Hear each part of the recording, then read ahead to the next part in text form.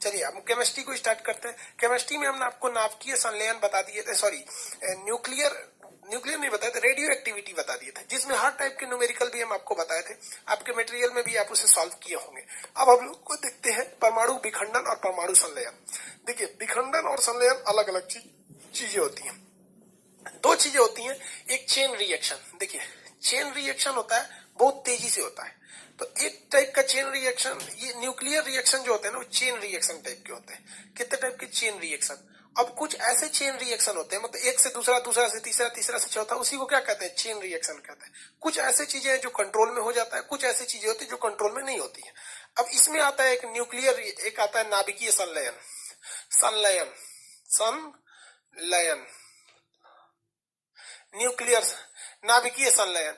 नाभिकीय संलयन में क्या होता है? एक छोटा सा नाभिक दो बड़े नाभिक का निर्माण कर देता है। एक छोटा नाभिक दो बड़े नाभिक का निर्माण कर देता है, जिसे हम लोग फ्यूजन कहते हैं। नाभिकीय संलयन या फ्यूजन के नाम से जाना जाता है। ऑनलाइन हाँ भाई पढ़ाते रहेंगे। Fusion, nuclear fusion. आप लोग बुक्स ले लेना भाई साहब, देखो मार्केट में बुक्स खत्म हो गई है और हमारे पास क्या है कि बुक्स में ज्यादा प्रॉफिट है नहीं, इसलिए हमको घर वालों से भी सुनना पड़ता है, जहां छपती है उन लोग से भी कहना पड़ता है कि यार मास्टर हो, पागल हो क्या, मतलब ज्यादा ही सब क्या कर रहे हो। तो आप ले लीजिए, क्योंकि देखिए जिस चीज में प्रॉफिटेबल होती है ना, वही चीजें ज्यादा दिन तक चलती है। जिसमें कंपनी को लॉस होता है वो कंपनी धीरे धीरे बंद कर देती है। देखते हैं नैनो गाड़ी में कंपनी को लॉस हो रहा था, क्योंकि लाख 1.5 लाख रुपए में आपको गाड़ी मिल रही थी, लॉस हो रहा था ना, तो बंद कर दिया उसने। चलिए ध्यान देखिए, न्यूक्लियर नाभिकीय संलयन क्या होता है? इसमें क्या होता है? छोटे छोटे नाभिक, क्या होते हैं? छोटे छोटे नाभिक जो होते हैं, छोटे छोटे कण मिलकर एक बड़ा नाभिक बना लेते हैं। क्या करते हैं? बड़ा नाभिक का निर्माण कर लेते हैं। बड़ा सा नाभिक का निर्माण कर लेते हैं। छोटे छोटे कण मिलकर एक बड़े नाभिक का निर्माण कर लेते हैं, जिसे नाभिकीय संलयन कहा जाता है। ये घटना कहाँ? इसके लिए 2-3 चीजों की जरूरत है। सबसे पहले इसके लिए जरूरी है उच्च तापमान। ये थोड़े मोड़े टेम्परेचर पे होगा ही नहीं, उच्च तापमान होना चाहिए, बहुत हाई टेम्परेचर होना चाहिए इसके लिए। समझ में आ गया कि नहीं? ये कहाँ मिल जाते हैं ऐसा हाई टेम्परेचर? सन पर मिल जाते हैं, सूरज पे मिल जाता है। इसके अलावा कहाँ मिलते हैं ऐसा? हाइड्रोजन बम में मिल जाते हैं ऐसा, हाइड्रोजन बम में। हाइड्रोजन बम, हाइड्रोजन बम किसने बनाया था? आप खुद से कमेंट करके बताइएगा, हाइड्रोजन बम किसने बनाया था? हम छोड़ देंगे, हम इसको नहीं बताएंगे, क्योंकि कुछ चीजें आपको पता होनी चाहिए। नहीं बता पाएंगे तो हम तो बताएंगे ही, मजबूरी हो जाएगी, तो फिर तो मजबूर हो जाएंगे, बताएंगे हम आपको। लेकिन ये चीज ध्यान रखिएगा। और उसके बाद एक और चीज इसमें खराबी होती है, ये अनकंट्रोलेबल होता है। अनकंट्रोल, इसे आप कभी भी कंट्रोल नहीं कर सकते, ये इसकी सबसे बड़ी खराबी है। इसलिए आप इसे पीसफुल वर्क के लिए यूज ही नहीं कर सकते। मतलब जैसे एटम बम का पीसफुल वर्क के लिए यूज कर सकते हैं। राजस्थान के कोटा शहर में बिजली बनाई जाती है, यूपी के नरौरा में बनाई जाती है, बुलंदशहर जिला में, या फिर आपके गुजरात के काकरापारा गुजरात में है आपका, फिर कर्नाटक के कैगा में है। ये सब चीजें हैं, बट इसको आप कंट्रोल नहीं कर सकते। अनियंत्रित होती है। कैसी होती है? अनियंत्रित, अनियंत्रित। और ये कैसी क्या होती है? चेन रिएक्शन होता है, अनियंत्रित होती है। साथ ही साथ ये कैसा होता है? चेन रिएक्शन होता है। चेन रिएक्शन, अब चेन रिएक्शन मतलब एक से दूसरा, श्रृंखला अभिक्रिया, श्रृंखला अभिक्रिया होता है, चेन रिएक्शन होता है। याद रखिएगा, ये हमेशा चेन रिएक्शन होता है। आप कभी भी न्यूक्लियर फ्यूजन का यूज आप अच्छे काम के लिए नहीं कर सकते। ये हाइड्रोजन बम भड़का दीजिए, किसने खोज किया था? भैया टेलर ने। Very good. आधे लड़के ही जवाब देते हैं, अच्छा नहीं लगता है बहुत से लड़कों को जवाब। ये तो नॉर्मल चीज है ना यार, ये सब टीचर पढ़ाएगा आपको, ये सब चीजें आपको पता होनी चाहिए। एटम बम का खोज किसने किया था? Auto horn. ये क्यों ना गए? टेलर ने कर दिया। तो ये जॉन टेलर ने इनका खोज कर दिया था, एटम हाइड्रोजन बम का। हाइड्रोजन बम जो होता है ना, ये शक्तिशाली होता है। देखिए अब बात करते हैं हम हाइड्रोजन बम की। किसकी? Hydrogen bomb. इसकी एक खासियत क्या होती है? हाइड्रोजन बम, हाइड्रोजन बम, इसमें देखिए ध्यान से, इसके पास शक्तिशाली होता है, ये बहुत पावरफुल होता है, शक्तिशाली होता है। शक्ति इसके पास क्या होती है? बहुत ज्यादा। लेकिन ये घातक नहीं होता है, घातक नहीं होता है। ये शक्तिशाली बहुत होता है, घातक नहीं होता है। जैसे देखिए सांप क्या है? सांप घातक है। सांप के पास पावर ज्यादा नहीं है, लेकिन हाथी क्या है? पावरफुल है। हाथी के पास पावर है, लेकिन हाथी खतरनाक नहीं होती। आपको दिखता है हाथी पागल हुई है, भाग जाओ यहाँ पे, मतलब समझिए जब तक पागल नहीं, हाथी के पास जहर वगैरह नहीं होता है। तो एटम बम आप देखिए, हाइड्रोजन बम जो होता है उसके पावर ज्यादा होता है, सोचा पूरा जमीन हिला देता है। लेकिन उसके पास उतना खतरनाक नहीं होता है। इसलिए भारत जो है समझदारी दिखाते हुए केवल और केवल एटम बम रखा है, हाइड्रोजन बम नहीं रखा है। क्योंकि हम क्या करेंगे ऐसे बम का जो खतरनाक ही ना हो। बम हम शक्ति प्रदर्शन के लिए नहीं यूज करते, बम का प्रयोग हम इसलिए करते हैं ताकि वो घातक हो सके। इसलिए भारत समझदारी दिखाते हुए हाइड्रोजन बम का इस्तेमाल नहीं करता है, नहीं हमने उसे बनाया है। किसी को कोई दिक्कत है? हाँ भाई वो हाँ ऑटो ऑन।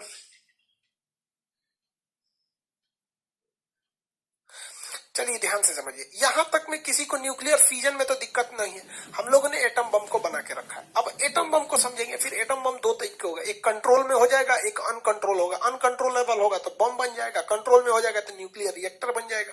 चलिए इतना में किसी को दिक्कत है तो आप बताइए, नहीं तो फिर हम आगे चलते हैं न्यूक्लियर फ्यूजन यानी नाभिकीय विखंडन। न्यूक्लियर फ्यूजन यानी नाभिकीय विखंडन की बात करते हैं। इसमें दिक्कत है तो बोलिए, किसी को कोई दिक्कत नहीं?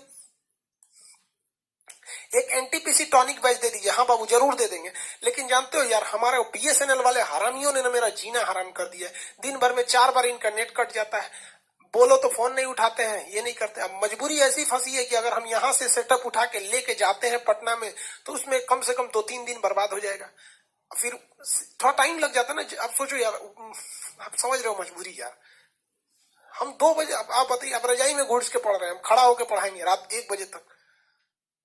मजबूर हो थोड़ा सा, बस आपका खत्म हो जाए सिलेबस। अभी आप लोग को भी लगता होगा कि नहीं सर सिलेबस तो खत्म हो जाएगा। स्टैटिक जीके का आपको लिंक भी है, मतलब ऐड हो चुके हैं।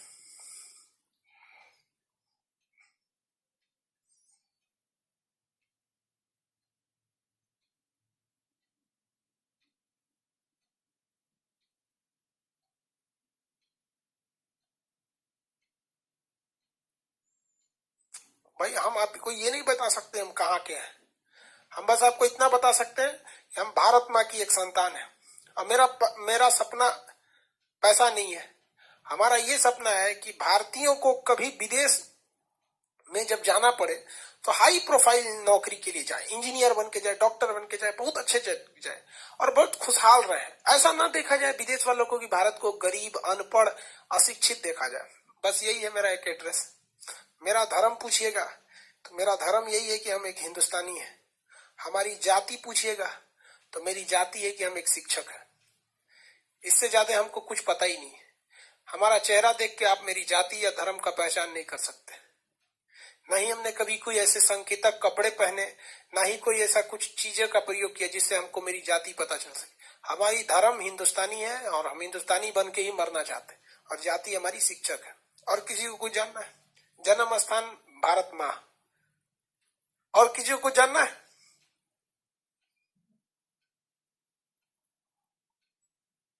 नहीं जानना है?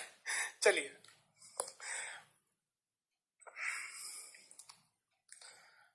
लोग कहते हैं कि खान सर के पास सब कुछ है।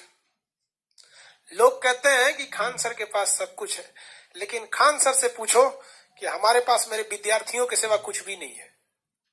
जो है वो मेरे विद्यार्थी हैं, जो वही है मेरे अपने, बाकी कुछ है ही नहीं। अब दुनिया को लगता है कि सब कुछ, नथिंग एक्सेप्ट यू। विखंडन,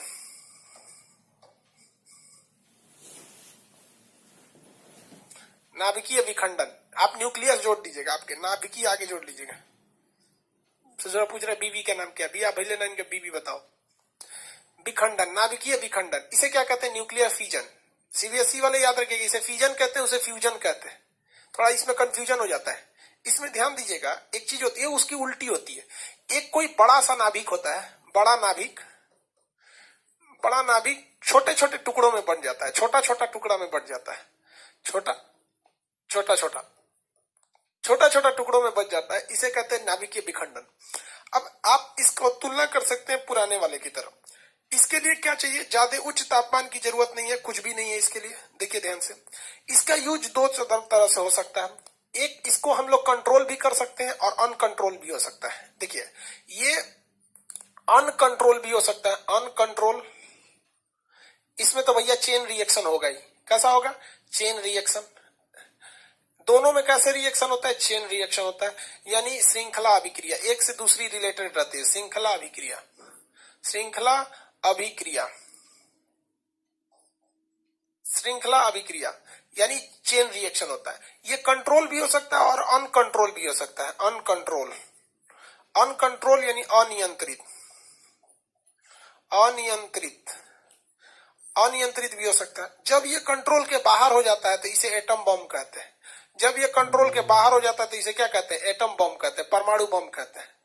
एटम बम यानी परमाणु बम के नाम से जाना जाता है। कब जाना जाता है? जब ये कंट्रोल के बाहर हो जाता है तब। अदरवाइज इसको कंट्रोल के अंदर भी किया जा सकता है। एटम बम के नाम से जानते हैं। एटम बम जो होता है ये शक्तिशाली नहीं होता है। एटम बम जो होती है इसकी शक्ति कम होती है। एटम बम की शक्ति कम होती है, लेकिन ये ससुरा घातक ज्यादा होता है। ये घातक ज्यादा होता है। बहुत से लोगों को लगता है कि एटम बम क्या है। भैया रियलिटी में एटम बम एक प्रदूषण का नाम है। Atom bomb is not a bomb, it is a kind of electromagnetic and उसको क्या कहते हैं? रेडिएशन। रेडिएशन एक तरह का प्रदूषण है जो आपको दिखता ही नहीं। जैसे हम कहते हैं ना दिल्ली की हवा में प्रदूषण है, आप सांस लेंगे दिल्ली की हवा में जल्दी बीमार पड़ जाते हैं वहां पे। तो एटम बम एक तरह का प्रदूषण है। होता क्या है कि जब आप किसी एरिया में परमाणु बम फेंकते हैं, किसी भी एरिया में, जैसे मान के चलिए ये एक बोर्ड है, इस एरिया में यहाँ पे एटम बम पटक दिया गया, तो हो सकता है ये 2-4 किलोमीटर की एरिया डिस्टर्ब हो जाए। ये 10 किलोमीटर की एरिया को डिस्टर्ब कर सकता है। 10 किलोमीटर भी नहीं करता है, सोचना 5 किलोमीटर, ज्यादा दूर डिस्टर्ब नहीं करता है। 5 किलोमीटर की एरिया को डिस्टर्ब कर देता है फर्स्ट डे। अब यहां से इसकी मेन तबाही नहीं चालू होती है। एटम बम जब मारा जाता है तो मरने का असली सिलसिला चालू होता है दूसरा या तीसरा चौथा 5वां दिन से चालू होता है। कैसे? देखिए, जब ये एटम बम को फेंकिएगा तो इसमें से रेडिएशन निकलता है। क्या निकलता है? रेडिएशन। अब ये रेडिएशन कई टाइप के होते हैं। ये कई टाइप के रेडिएशन निकलते हैं इसमें। इस रेडिएशन में सबसे खतरनाक होता है आपका कौन सा किरण? Gamma rays. क्या होता है? Gamma rays. Gamma rays, gamma rays इतनी खतरनाक होती है कि किसी भी चीज को जला देती है। और इस गामा रेज के पीछे आ रही होती है, जस्ट इसके पीछे निकली रही होती है आपकी एक्सरे। ये एक्सरे निकलती है। इसके पीछे से क्या निकलती है? एक्सरे। तो एक गामा रेज हो गया, एक एक्सरे निकल गया, एक्सरे हो जाता है। ये इतना ज्यादा हीट कर दे, देखिए ये किसी भी चीज को छेद देती है। ये क्या करती है? छेद देती है। ये दोनों किरण क्या करती है? छेद देती है। इसके पीछे आ रहा होता है शॉक वेव। शॉक वेव ये किसी भी चीज की इमारतों को गिरा देती है, ब्लास्ट करके गिरा देती है। शॉक वेव हम आपको फिजिक्स में पढ़ा है, सुपरसोनिक बूम होता है तो शॉक वेव से किसी चीज को गिराया जा सकता है। तो एटम बम जो होता है वो यार एक प्रदूषण है। हम लोग को लगता था जिस तरह से फिल्मों में ऐसे बम मारता है तो कुछ दूर आग लग जाता है, वैसे पूरे शहर में आग लग जाता है। कुछ नहीं होता ऐसे सुनिए। अब देखिए क्या होता है कि जब ये दोनों किरणें, गामा किरण मिलती है ना, टेम्परेचर को कर देती है 300 डिग्री सेल्सियस। अब एक बात बताओ भैया, 300 डिग्री सेल्सियस में कौन जिंदा बचेगा? कोई बचेगा जिंदा? कोई नहीं बचता है यार। 100 डिग्री सेल्सियस में पानी खौलता है, किसी भी एक खौलता पानी फेंक दीजिए ना, सोचरा का चमड़ा छिला जाएगा। 300 डिग्री सेल्सियस मार दिया, इससे बच जाइएगा। मान के चलिए 300 डिग्री सेल्सियस बच गए, किसी चीज के पीछे छुप गए, कोई बात नहीं, छुप जाइए, छुप जाइए। गामा रेज आएगा, ये तो आपको दिखेगा भी नहीं, कहाँ है, छेदा के चल जाएंगे। एक्सरे आएगा, क्या आएगा? एक्सरे आएगा, आपका गले का सब छेद छाप देगा, मानसून 200 रोंटजन पे एक्सरे निकलता है। शॉक वेव आपकी बिल्डिंग गिरा देगा, पेड़ गिरा देगा, ब्रिज गिरा देगा, ये सब तबाही मचा देगा एटम बम से। समझ में आ गया कि नहीं आ गया? किसी को दिक्कत? मान के चलिए यहाँ एटम बम का हमला हुआ है, कोई यहाँ से 20 किलोमीटर है, इसको कुछ नहीं होगा, इसको कुछ नहीं होगा। इसके पास ये रेडिएशन पहुंचेगा, इसलिए इसे पोटेशियम आयोडाइड की गोली खा देनी चाहिए। किस चीज की गोली खिला दीजिएगा? पोटेशियम आयोडाइड की गोली।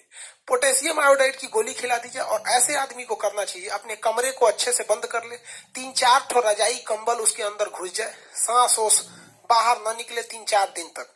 क्योंकि जहां भी एटॉमिक रिएक्टर में ब्लास्ट या कुछ भी ऐसी घटना होती है, रेस्क्यू टीम आती है पूरी तरह से पीपीई किट टाइप का पहनकर, वो आपको बचाने आएगी। किसी भी खाने पीने चीज को मत खाइए, क्योंकि अगर ये एटम बम फटता है तो आप समझिए 100 किलोमीटर, 30-40 किलोमीटर के एरिया में खाने की चीजें रेडिएशन का शिकार हो जाती हैं। खाएंगे तो मर जाएंगे, क्योंकि उसमें ये सारे रेडिएशन चले गए रहते हैं। जानवर, मीट, मांस, जंगल, पेड़ पौधे, हर एक चीज रेडिएटेड हो जाती है। इवन की वो बिल्डिंग भी अब नहीं रह सकते हैं। तो इस एरिया में ये टेम्पोरल परमानेंटली तबाही ला देती है। इसी वजह से एटम बम को क्या कहा जाता है? घातक कहा जाता है। समझ में आ गया कि नहीं आ गया? किसी को कोई दिक्कत? आगे बढ़े।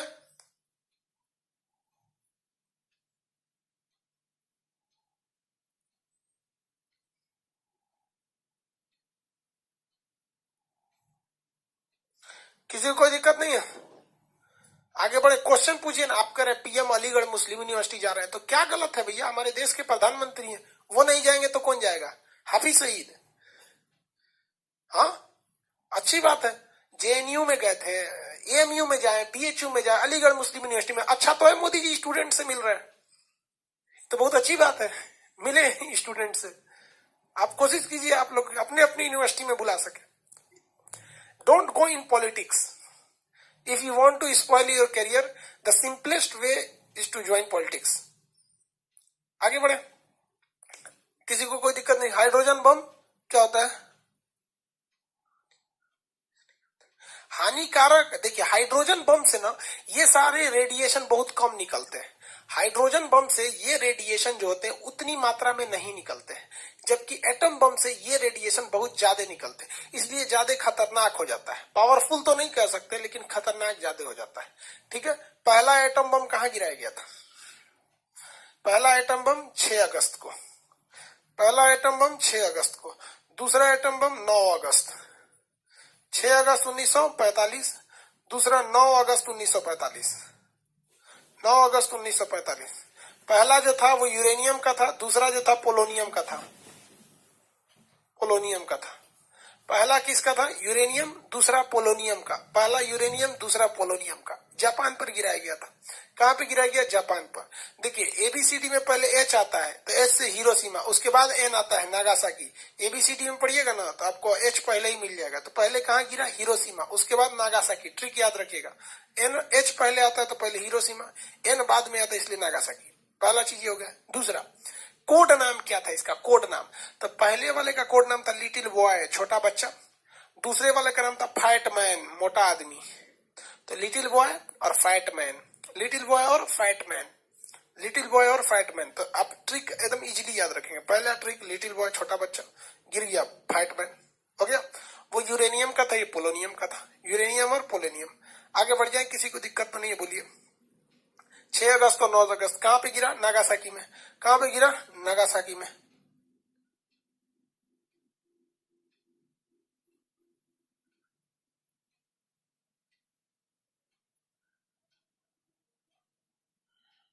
आगे देखिए, ये चीजें जो होती है ये न्यूक्लियर, इसको हम लोग कंट्रोल में भी कर सकते हैं। ये क्या कर सकते हैं? कंट्रोल में कर सकते हैं। न्यूक्लियर रिएक्टर को हम कंट्रोल यानी नियंत्रित किया जा सकता है। जब आप नियंत्रित कर देते हैं, जब क्या करते हैं? नियंत्रित कर देते हैं, तो उसे हम लोग कहते हैं atomic plant, atomic power plant, atomic power plant, power plant, नाभिकीय बिजली घर। चलिए, एटॉमिक पावर प्लांट के बारे में हम समझते हैं। एटॉमिक पावर प्लांट क्या होता है, इसको हम लोग रफली थोड़ा सा समझते हैं। एटॉमिक पावर प्लांट यानी ये जो नाभिकीय विखंडन है, ये कंट्रोल में भी हो सकता है, अनकंट्रोल में भी हो सकता है। लेकिन जो इससे पहले वाला था नाभिकीय संलयन, वो अनकंट्रोल ही होता है, ये कभी कंट्रोल ही नहीं हो सकता। अभी तक तो कंट्रोल नहीं हुआ, आगे वैज्ञानिक लोग कुछ कर दे तो भैया हम क्या कर सकते हैं, फिर पढ़ाएंगे भैया कि कंट्रोल हो गया। देखिए, न्यूक्लियर रिएक्टर क्या होता है? बिजली बनाने का एक यंत्र होता है। भैया बिजली कैसे बनती है? कुछ नहीं करना है बिजली बनाने के लिए। एक तो चुंबक ले लीजिए यहाँ पर, एक तो चुंबक ले लीजिए यहाँ पर, इसके बीच में एक तो कॉइल घुमा दीजिए, इसके बीच में क्या कर दीजिए? कॉइल घुमा दीजिए, आर्मरेचर को घुमा दीजिए इसमें। बस आप दोनों साइड में चुंबक लेके इसको घुमा दीजिए। इसको ऐसे ऐसे ऐसे ऐसे घुमाइएगा ना तो बिजली बन जाता है। मैग्नेटिक फ्लक्स जैसे कटते हैं तो बिजली बन जाता है। मेन इस ससुरा को घुमाएगा कौन कैसे? तो कभी पानी नदी द्वारा घुमा दिया जाता है, नदी द्वारा क्या किया जाता है? घुमा दिया जाता है। कभी बिजली घर में पवन चक्की में घुमा दिया जाता है, कभी कोयला जला के भाप बनाया जाता है, उस भाप से इसको नचा दिया जाता है। तो अलग अलग चीजें होती है भाई साहब इसके लिए, किसी को दिक्कत? तो इसके एक स्ट्रक्चर बनाया जाता है इसके लिए। देखिए, हम रफली बता रहे हैं, ये एक मॉडल बना रहे हैं। ये क्या बना रहे हैं? एक मॉडल बना रहे हैं। ओरिजिनल हम कैसे बना पाएंगे भैया? सब बनाने में 10 साल लग जाता है। अब हम आपसे कहेंगे ताजमहल है, तो ओरिजिनल ताजमहल थोड़े बना पाएंगे यार हम। उस्ताद अहमद लाहौरी है क्या कि ईसा खान है? देखिए,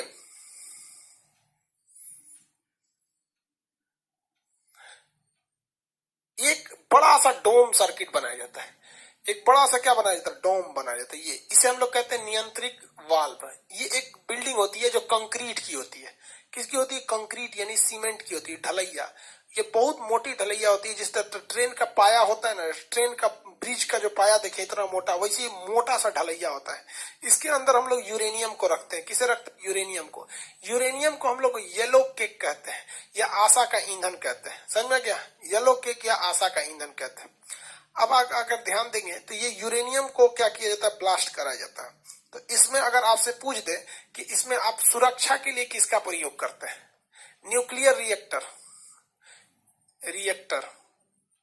न्यूक्लियर रिएक्टर या नाभिकीय संयंत्र, नाभिकीय संयंत्र, संयंत्र में आप सुरक्षा के लिए किसका प्रयोग करते हैं? तो न्यूक्लियर रिएक्टर में हम सुरक्षा के लिए प्रयोग करते हैं कंक्रीट की दीवारें, कंक्रीट की दीवार, कंक्रीट की दीवार का प्रयोग करते हैं। ये उसमें क्या करता है? सुरक्षा देता है। कंक्रीट की दीवार सुरक्षा देता है।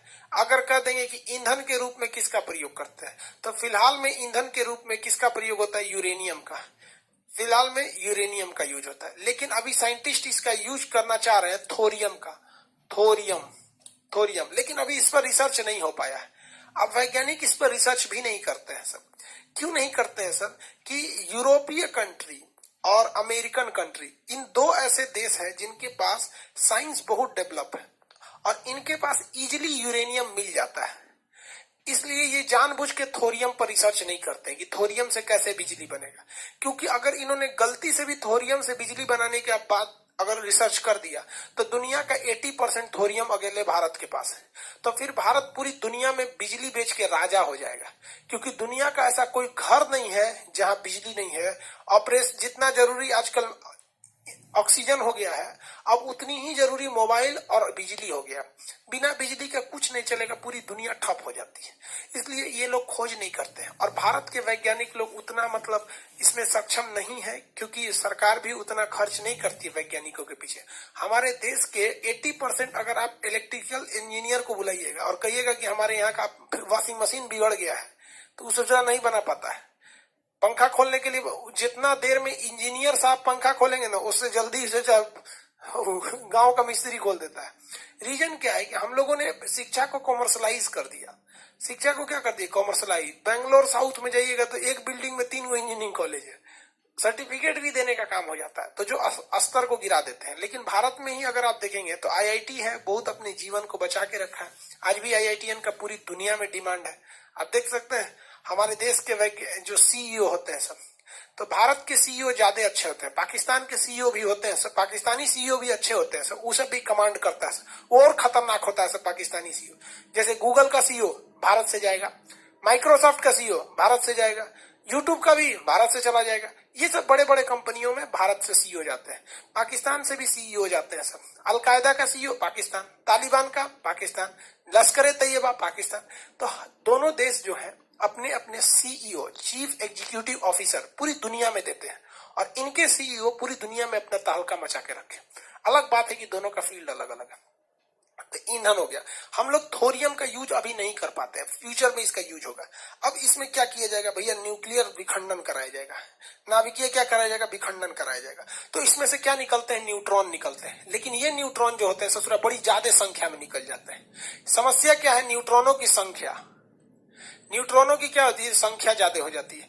ये संख्या ज्यादा हो जाएगी ना, इसे थोड़ा दीवालवा फोड़ के निकल जाएगा। अगर इनकी संख्या को कंट्रोल नहीं करेंगे ना, एक बार ब्लास्ट करा दिए ना, धड़ धड़ धड़ धड़ धड़ निकलते रहेंगे। अगर नहीं कंट्रोल करेंगे ना, ब्लास्ट करके निकल जाएगा। और ब्लास्ट किया ना तो gamma, beta, alpha, gamma, X-ray, shockwave धाए धाए मारेगा, खत्म। अगर कोटा शहर को बर्बाद करना है, कोटा शहर को बर्बाद करना है, तो बस वहां का एटॉमिक रिएक्टर में अगर गलती से भी विस्फोट कर गया तो कोटा शहर बर्बाद हो जाएगा। ऐसा बर्बादी हो चुका है, इसलिए कह रहे हैं। चेर्नोबिल परमाणु दुर्घटना हुआ था 1986 में यूक्रेन में। पूरा शहर, जो उस शहर का नाम उस समय प्रीपेड था, वहां एक शहर बसाया गया था जिसका नाम था प्रीपेड शहर। प्रीपेड शहर के लिए बिजली आनी थी चेर्नोबिल से। प्रीपेड शहर आज भी उस शहर में कोई नहीं रहता है, भूतिया शहर हो चुका है। वहां पर हर चीजें क्या हो चुकी है? मतलब रेडिएटेड हो चुकी है। तो इसको कंट्रोल करना बहुत ज्यादा जरूरी है। तो कंट्रोलिंग के लिए, नियंत्रण के लिए जरूरी होता है नियंत्रण। नियंत्रक के लिए किसका प्रयोग करते हैं? तो कैडमियम या बोरान का प्रयोग करते हैं।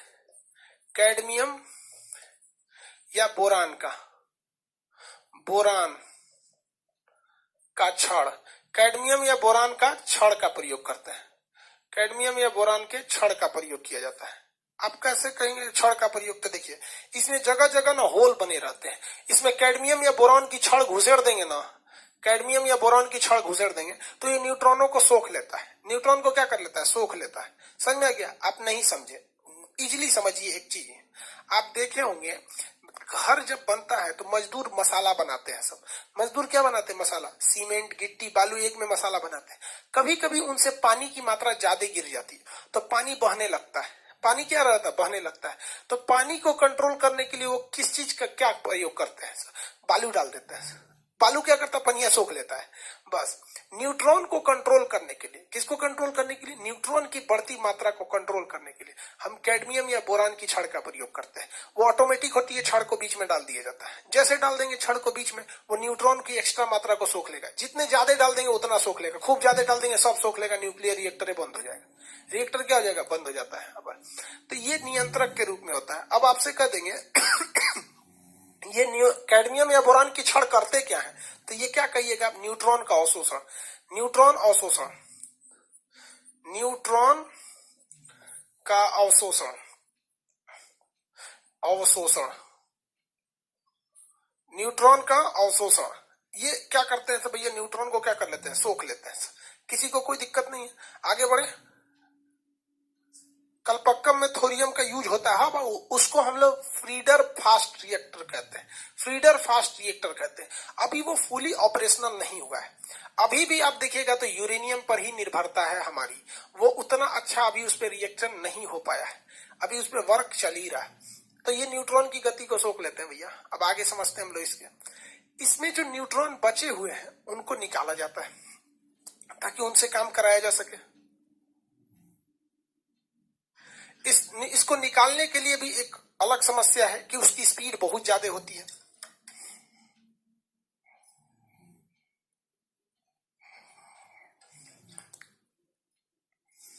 क्या हो गई भैया? समस्या ज्यादा हो गई है। इसको क्या करना है भैया? इसको जब जो न्यूट्रॉन बच गए, इसकी स्पीड को कम करना है। अब क्या करना है भैया? स्पीड को कम करना। हम एक मॉडल टाइप का बना देते हैं आपके पास। यहां से जब इलेक्ट्रॉन निकालना है न्यूट्रॉन को, तो यहां एक समस्या आती है स्पीड की। समस्या किसकी आती है? स्पीड की। न्यूट्रॉनों की स्पीड इतनी ज्यादा होती है कि इसकी स्पीड को मंद करना जरूरी है। क्या करना है? मंद करना जरूरी है, मॉडरेट करना जरूरी है। तो मंदक यानी मॉडरेटर, मंदक यानी मॉडरेटर जो क्या करता है? स्पीड को घटाता है। तो उसे हम लोग कहते हैं मंदक। मंदक इंग्लिश में क्या कहते हैं? मॉडरेटर। ये स्पीड को घटा देता है। किसको घटा देता है? स्पीड को घटा देता है। ये दो तरह के होते हैं। एक D2O का भी यूज कर सकते हैं या ग्रेफाइट का प्रयोग कर सकते हैं। किसका प्रयोग? D2O या ग्रेफाइट का प्रयोग कर सकते हैं। इसका मेन काम क्या होता है? न्यूट्रॉनों की स्पीड को कम कर देना। अब आपसे एग्जाम में क्वेश्चन खखोर खखोर के पूछेगा कि न्यूट्रॉनों का अवशोषण कौन करता है? तो आप बताएंगे कैडमियम या बोरॉन की छड़। न्यूट्रॉनों का अवशोषण कौन करता है? कैडमियम या बोरॉन की छड़ करता है। मंदक यानी स्पीड कम करने का काम कौन करता है? तो मंदक यानी स्पीड कम करने का काम करता है D2O या ग्रेफाइट। D2O या ग्रेफाइट ये स्पीड को कम कर देते हैं। अब आपकी मर्जी, आप D2O का प्रयोग यानी भारी जल का प्रयोग कर सकते हैं या फिर आप ग्रेफाइट का प्रयोग कर सकते हैं। दोनों में बस अंतर यह है कि जिस बिजली घर में हम लोग किसका प्रयोग करते हैं? ग्रेफाइट का प्रयोग करते हैं। सॉरी, ग्रेफाइट का, उसे कहते हैं परमाणु पाइल, एटॉमिक पाइल। और जिस परमाणु बिजली घर में हम भारी जल यानी D2O का प्रयोग करते हैं उसको हम लोग कहते हैं स्विमिंग पूल। उसे क्या कहा जाता है? स्विमिंग पूल के नाम से जाना जाता है। किस पूल के नाम से? स्विमिंग पूल के नाम से। आगे बढ़े।